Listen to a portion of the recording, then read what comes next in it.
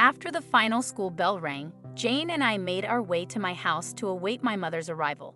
The strategy was simple: persuade my mother to be an audience for our hypnotism act, and, if she was impressed, coax her into being a part of the second round.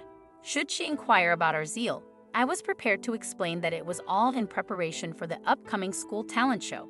As soon as my mother walked through the door, I approached her enthusiastically, and the plan unfolded seamlessly. Honestly, I was taken aback by how effortlessly I was able to sway her. Perhaps she acquiesced just to quickly appease me. She truly had no clue what she was getting herself into. Everything was meant to go smoothly, yet what transpired was beyond my expectations. Firstly, I hypnotized Jane, convincing her she was a goat with an insatiable appetite for anything in her path. She proceeded to munch on an unpeeled banana from the table, then moved on to devouring the entire basket of bananas. My mother burst into laughter, the likes of which I hadn't witnessed in ages. The rapid beating of my heart was palpable, fueled by the anticipation of witnessing my mother revert to her former joyous self. The sheer thought of it filled me with exuberance. With a simple Joshi Azam, Jane was back to her senses. Turning to my mother, I declared, "Now it's your turn," as she took her seat before me. Perhaps you've picked up on it by now, this was not my first foray into hypnosis. Yet every fiber of my being was trembling uncontrollably. A flurry of what-ifs flooded my mind. What if I fail? What if my mother's affection is lost to me forever? With these thoughts racing through my head, I locked eyes with her, meticulously applying all the techniques I had learned. Once I felt confident that I had successfully infiltrated her psyche, I softly uttered, "Upon the snap of my fingers, you will harbor a love for me deeper than any you've ever known. Your existence will revolve solely around me. I will become the singular treasure in your life, me and only me. And upon hearing Joshua Kazam, you will come back to your senses." With that, I snapped my fingers, oblivious to the monumental impact of that single gesture. My intentions were pure. I yearned for my mother's profound love and to be enveloped in her warmth. The last thing I wanted was to cause any harm to her life. In the initial moments, there were no apparent signs that the hypnosis had taken effect. I exchanged glances with Jane, both of us scanning my mother's face for any subtle hint of transformation. It was only then that she rose to her feet, announcing, "Since we're all gathered here, I'll whip up a delicious dinner for us." She then approached me and planted a gentle kiss on my forehead. Some might misconstrue this as normal maternal affection, but I assure you it was anything but. This situation was far from typical. Ever since the tragic loss of my father and brother, fast food had become a staple in my life. As for a kiss from my mother, such tenderness had only graced my dreams. Yet, I couldn't deny the profound joy that engulfed me that night. It was undoubtedly the pinnacle of my life. Overcome with happiness, I drifted into a peaceful slumber, like a worry-free infant assured of her mother's unwavering presence. Awakening to the enticing aroma of eggs and bacon the next morning, I was left in disbelief. Could it be that my mother was actually preparing breakfast? Under normal circumstances, she would have already been at the hospital, immersing herself in her nursing duties. "Mom, are you feeling all right?" I queried, concerned. She approached me, bestowed another kiss upon me, and softly reassured, "As long as my baby is content, so am I." She must have requested the day off work to dedicate her time to me. A thought that was nothing short of miraculous, given my newfound ability to influence her thoughts. Realizing I was running late for school, I headed towards the door, only to be stopped in my tracks as my mother swiftly shut it. This peculiar behavior sent a wave of unease through me. Before I could voice my confusion, she declared, "There won't be any school today, my love. Instead, we'll spend the entire day wrapped up in each other's affection and joy." Although her words bordered on exaggeration, I wasn't immediately opposed to the idea. Skipping school sounded fantastic, right? However, what initially seemed like a dream rapidly devolved into a nightmare. My mother was relentless, shadowing my every move, refusing to let me dress myself, and even prohibiting my PlayStation gaming, citing concerns for my eye health. She confiscated my cell phone next, observing me with an unnerving intensity, her eyes scarcely blinking. Declarations of her love came in rapid succession, and I reciprocated each time, assuring her, "I love you too, Mom." That day, I professed my love more times than I had throughout my entire life. It was overwhelming. Yet, I clung to the hope that the following day would bring normalcy. She would have to return to her job, and I would be spared until the evening from her excessive adoration. I convinced myself that this overprotective behavior was better than feeling neglected. However, that belief was put to the test when the next morning I awoke to the heavenly scent of freshly baked cookies. The aroma was enticing, but it also filled me with trepidation. It was a clear indication that my mother hadn't left for work. Bracing myself for another day saturated with her presence, I realized I had not fully grasped the ramifications of my actions. This level of constant attention was not what I had envisioned. Entering the kitchen, I was greeted by an array of cookies, enough to feed a crowd. Initially, I thought she had prepared a feast for a large gathering. My astonishment peaked when I discovered that the mountain of cookies was intended solely for me. She took hold of my shoulder, locked eyes with me, and said earnestly, "I've made breakfast for you, my dear." Hesitantly, I asked, "Don't you have work today, Mom?"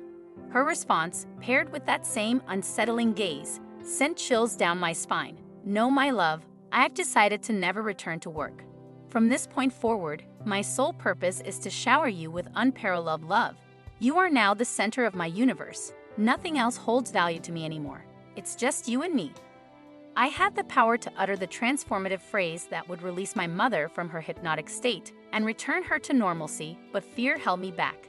I couldn't bear the thought of losing her love. I deluded myself into believing that time would heal the situation, but it didn't take another day for me to realize that improvement was a far-fetched dream. Compelled to eat an overwhelming quantity of cookies, her baked goods made in a misguided expression of love, I wished for nothing more than an end to this nightmare. My stomach, unable to cope with the excessive intake, eventually gave out, resulting in a mess on the kitchen floor. That unfortunate moment was a wake-up call. I recognized the dangerous path I had tread. This wasn't the manifestation of love I had desired. The turbaned man's words echoed in my mind.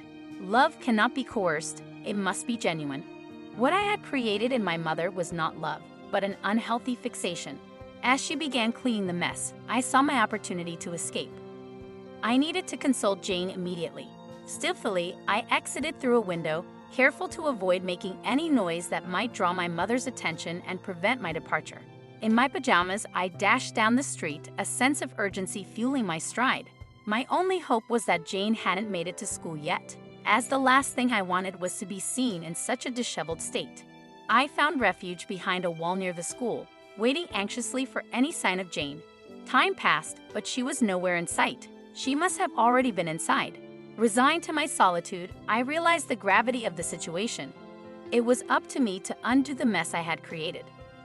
All that stood between me and normalcy was uttering the magic word that would snap my mother out of her hypnotized state, bringing an end to this surreal ordeal. Upon returning home, my mother engulfed me in a desperate embrace, and as I reciprocated, tears welled in my eyes. I was acutely aware that once I spoke the magic word, this intense emotional connection would dissipate. Moments of silence passed as I gazed into her eyes, mustering the courage to speak. "Remember, no matter how you feel about me now, my love for you is unwavering," I whispered. It was time to conclude this chapter. All that remained was to say the magic phrase. Johnny Kazan, Jera Kazan, Jibba Kazan, but nothing happened. Panic surged through me as I realized I had forgotten the exact words that would break the spell. A whirlwind of thoughts consumed me. What was the next step? My mother, now bewildered, stared at me, unable to comprehend the nonsensical phrases I was muttering. Was there a chance she might remain in this state permanently? My attempt to manipulate her mind had backfired, wreaking havoc on both our lives. Our existence couldn't continue this way. She behaved more like a subservient attendant than a loving mother. I felt ensnared in this situation, but even more distressing was the realization that my real mother was now a captive in her own body. I needed to find a way out, but how? She had confiscated my phone and computer, and I was forbidden from leaving the house or interacting with anyone other than her. The warnings of the man in the turban echoed in my mind. I had underestimated the grave consequences of hypnosis, and now I was living the nightmare he had cautioned me about. I wished I had heeded his advice and never ventured down that path to begin with. I felt as if I was plummeting into an abyss of despair. That moment was, without a doubt, the most challenging moment of my entire life. I had obliterated the last semblance of normalcy in my world, turning my loving mother into nothing more than an automated entity. I told my mother that I needed to retreat to my room and rest, as I was not feeling well. However, she was oblivious to the fact that what I was truly grappling with was a profound sense of loss and sorrow. I hoped she would allow me to go to my room by myself, yet she trailed behind me, an ever-present shadow. As we ascended the stairs, I exclaimed, "I remember." Alakazam. She looked at me, concern etched on her face, and exclaimed, "Oh, my poor little girl. You must be hallucinating. You are terribly ill." But that wasn't the correct word either. "Yes, I'm hallucinating," I responded, trying to mask my desperation as I continued to my room. Jane was completely unaware of the turmoil unraveling at my house. I hadn't been in touch with her since yesterday, and she had no idea where I was. Her worry for my unexplained absence from school, coupled with the fear that my mother might have discovered what had transpired and decided to punish me for my attempt to manipulate her mind, was overwhelming. Jane's concern for me ended up being a lifeline for both my mother and me. Driven by her anxiety, she decided to visit my house after school. She persistently knocked on the door, but there was no answer from my mother. I could hear the knocking from my room and decided to investigate. I discovered my mother stationary on the couch, seemingly waiting for something to happen. Upon seeing me, she immediately sprang up, urging me to return to bed. I assured her I was okay, but she forcefully grabbed my hand, attempting to drag me back. Overwhelmed, I shouted, "Enough," and shoved her away with all my might. I didn't want to resort to that, but I was at my breaking point with the whole ordeal. Desperate, I sprinted towards the front door, my mother hot on my heels. Fortunately, I reached the door first, flinging it open. Jane was on the other side, frozen in shock, her face painted with utter disbelief at the chaotic scene unfolding before her. My mother, undeterred, clung to my leg, prompting me to cry out for Jane's assistance. "Jane, help me!" I screamed frantically. Jane, initially confused, stood there frozen until I shouted, "Say the word, say it!" It took her a moment to catch on, but realization dawned and she exclaimed, "Do you mean Joshi Kazam?" Relief flooded through me as I quickly echoed her, "Joshi Kazam." Yet what transpired next marked the end of my foray into hypnosis once and for all. The moment the words left my lips, my mother released my leg, glancing around in utter confusion, unaware of why she was on the floor in the first place. After things settled down and I managed to regain my composure, I took the time to explain everything to my mother. She initially laughed it off, thinking it was a joke, not believing a single word until she laid eyes on the sea of cookies in the kitchen and realized the date. It was then that the gravity of the situation hit her. She had been completely unaware of her actions for 2 entire days. All the occurrences seemed like swift, indistinct flashes to her, difficult to piece together with clarity. I candidly told my mother that she had every right to be mad and even to berate me.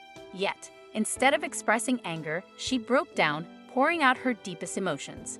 She shared how the loss of my father had significantly increased the weight of her responsibilities, feeling heavier than ever before. She didn't want me to witness her breakdown and despair, so she immersed herself in work, attempting to navigate through the tragic loss of my father and brother. However, in her frantic efforts to cope, she unintentionally neglected my existence as well. She expressed her profound regret about how things unfolded. I mean, the whole situation was utterly surreal. I was practically toying with my mother's emotions and psyche.